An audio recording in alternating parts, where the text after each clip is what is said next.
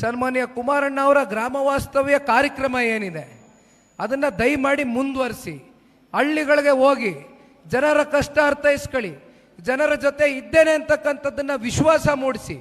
ಅಧಿಕಾರ ಇವತ್ತಿರ್ಬೋದು, ಅಧಿಕಾರ ನಾಳೆ ಬರ್ಬೋದು, ಹೋಗ್ಬೋದು, ಯಾವುದು ಶಾಶ್ವತ ಅಲ್ಲ. ಯಾಕೆಂದರೆ ಕೃಷ್ಣಪ್ಪಣ್ಣ ಹೇಳ್ತಾ ಇದ್ರು ಹಿರಿಯಕರು, ನಾನು 3 ಸಲ ಸೋತಿರ್ಬೋದು, ಆದರೆ ನಾನು ಎದೆಗುಂದಿಲ್ಲ. ಯಾಕೆಂದರೆ ನನ್ನಲ್ಲಿ ಇವತ್ತು ಜನರ ಪರವಾಗಿರಬೇಕು, ಸಾರ್ವಜನಿಕರ ಪರವಾಗಿ ಧ್ವನಿಯಾಗಿ ಕೆಲಸ ಮಾಡಬೇಕು ಅಂತಕ್ಕಂಥದ್ದನ್ನು ಸನ್ಮಾನ್ಯ ದೇವೇಗೌಡರು ಸಾಹೇಬರ ಒಂದು ಮಾರ್ಗದರ್ಶನ, ಸನ್ಮಾನ್ಯ ಕುಮಾರಣ್ಣ ಅವರ ರಾಜಕಾರಣದ ಸುದೀರ್ಘ ಕಾಲದ ನಡವಳಿಕೆಗಳನ್ನ ಭಾಳ ಹತ್ತಿರದಿಂದ ಗಮನಿಸ್ಕೊಂಡು ಬಂದಿದ್ದೇನೆ. ದೃಢ ಸಂಕಲ್ಪ ತೊಟ್ಟಿದ್ದೇನೆ. ಯಾವ ನನಗೆ ಸಂಸದ ಆಗಬೇಕು, ಯಾವ ಶಾಸಕ ಆಗಬೇಕು ಅಂತಕ್ಕಂಥದ್ದು ನನ್ನ ಗುರಿ ಅಲ್ಲ. ಮಾಧ್ಯಮದ ಸ್ನೇಹಿತರು ಭಾಳ ಜನ ಇವತ್ತು ತುರುವೇಕೆರೆಗೂ ಬಂದಿದ್ದೀರಿ, ಪ್ರಶ್ನೆಗಳು ಕೇಳ್ತಾ ಇರ್ತೀರಿ, ಮಾಧ್ಯಮದಲ್ಲಿ ಆವಾಗ ಇವಾಗ ಚರ್ಚೆಗಳು ಉಟ್ಕೊಳ್ತಾ ಇರ್ತವೆ. ನಿಖಿಲ್ ಕುಮಾರಸ್ವಾಮಿಯ ಈ ರಾಜ್ಯ ಪ್ರವಾಸ, ಈ ರಾಜ್ಯಾಧ್ಯಕ್ಷರ ಒಂದು ಪಟ್ಟಾಭಿಷೇಕವನ್ನು ಮಾಡ್ತಕ್ಕಂಥದಕ್ಕೆ ಈ ಪ್ರವಾಸ ಕೈಗೆತ್ಕೊಂಡಿದ್ದಾರೆ ನಿಖಿಲ್ ಕುಮಾರಸ್ವಾಮಿ ಅಂತಕ್ಕಂಥ ಸುದ್ದಿಯನ್ನು ನಾನು ಕೂಡ ಮಾಧ್ಯಮಗಳಲ್ಲಿ ನೋಡ್ತಾ ಇರ್ತೇನೆ, ಓದ್ತಾ ಇರ್ತೇನೆ. ಆದರೆ ಒಂದು ಮಾತನ್ನು ಹೇಳ್ತೇನಣ್ಣ, ಇಲ್ಲಿ ನಾನು ಯಾವುದೇ ಒಂದು ಹುದ್ದೆಗಾಗಲಿ ಯಾವುದೇ ಸ್ಥಾನಮಾನಕ್ಕೆ ಅಪೇಕ್ಷೆ ಪಟ್ಟು ಇವತ್ತು ಬೀದಿಗಿಳಿದಿರ್ತಕ್ಕಂಥದ್ದಲ್ಲ. ಇನ್ನು 3 ವರ್ಷ ಇದೆ ವಿಧಾನಸಭಾ ಚುನಾವಣೆಗೆ.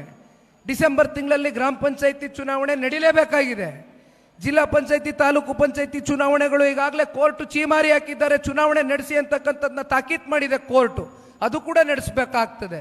ಇವೆಲ್ಲವನ್ನು ನೋಡಿದಾಗ ಇವತ್ತು ನಿಮಗೆ ಒಂದು ಅಧಿಕಾರವನ್ನು ಕೊಡಿಸ್ತಕ್ಕಂಥದ್ದು ನಿಮ್ಮ ಕೈಲಿ ಮುಂದಿನ ದಿನಗಳಲ್ಲಿ ಈ ರಾಜ್ಯದ ಸಮಗ್ರ ಅಭಿವೃದ್ಧಿಗೆ ಇವತ್ತು ಜನತಾದಳ ಪಕ್ಷದ ಕಾರ್ಯಕರ್ತರಿಗೆ ಅಧಿಕಾರವನ್ನು ಕೊಡಿಸ್ತಕ್ಕಂಥದ್ದು, ನಿಮ್ಮ ಜೊತೆಯಲ್ಲಿ ನಿಂತು ಗ್ರಾಮ ಪಂಚಾಯಿತಿ, ತಾಲೂಕು ಪಂಚಾಯಿತಿ, ಜಿಲ್ಲಾ ಪಂಚಾಯಿತಿ ಚುನಾವಣೆಗಳಲ್ಲಿ ಇವತ್ತು ನಾವು ಒಂದು ಹಿಡಿತವನ್ನು ಸಾಧಿಸ್ತಕ್ಕಂಥ ಒಂದು ಕೆಲಸ ಮಾಡ್ತಕ್ಕಂಥದಕ್ಕೆ ಇವತ್ತು ನಿಖಿಲ್ ಕುಮಾರಸ್ವಾಮಿ ರಾಜ್ಯ ಪ್ರವಾಸವನ್ನು ಹಮ್ಮಿಕೊಂಡಿದ್ದಾನೆ. ಹೊರತುಪಡಿಸಿ ನನಗೆ ಯಾವುದೇ ರಾಜ್ಯಾಧ್ಯಕ್ಷರ ಹುದ್ದೆಯ ಅಭಿಲಾಷೆ ಇಲ್ಲ, ಅದರ ಅವಶ್ಯಕತೆನೂ ನನಗಿಲ್ಲ.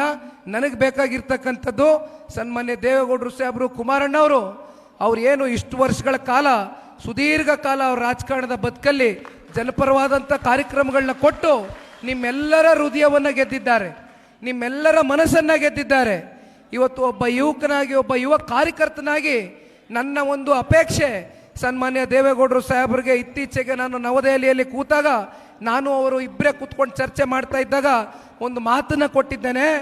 93 ವಯಸ್ಸಿನ ದೇವೇಗೌಡರು ಸಾಹೇಬರಿಗೆ ಈ ಪಕ್ಷ ಪ್ರಾದೇಶಿಕ ಪಕ್ಷ, ಪ್ರಾದೇಶಿಕ ನೆಲೆಗಟ್ಟನ್ನು ಹೊಂದಿರತಕ್ಕಂಥ ಜನತಾದಳ ಪಕ್ಷ, ರೈತರ ಪರವಾಗಿ, ಬಡವರ ಪರವಾಗಿ, ದೀನದಲಿತರ ಪರವಾಗಿ, ಶೋಷಿತರ ಪರವಾಗಿ ಸದಾಕಾಲ ಧ್ವನಿಯಾಗಿ ನಿಂತಿರ್ತಕ್ಕಂಥ ಪಕ್ಷ ಶಾಶ್ವತವಾಗಿ ನಿಮ್ಮ ಕಣ್ಣು ಮುಂದೆ ಇರುತ್ತೆ. ಬಹಳ ಬಲಿಷ್ಠವಾಗಿ ಪಕ್ಷ ಬೆಳೆಯುತ್ತೆ. ಅದಕ್ಕೆ ಪಕ್ಷದ ಕಾರ್ಯಕರ್ತರ ಜೊತೆಯಲ್ಲಿ ನಾವೆಲ್ಲ ಹಾಲಿ ಶಾಸಕರು, ಮಾಜಿ ಶಾಸಕರು, ಮುಖಂಡರು ಎಲ್ಲ ಸೇರಿ ಒಟ್ಟಾಗಿ ನಿಮ್ಮ ಮುಂದೆ ಅದನ್ನು ಸಾಬೀತು ಮಾಡ್ತೇವೆ.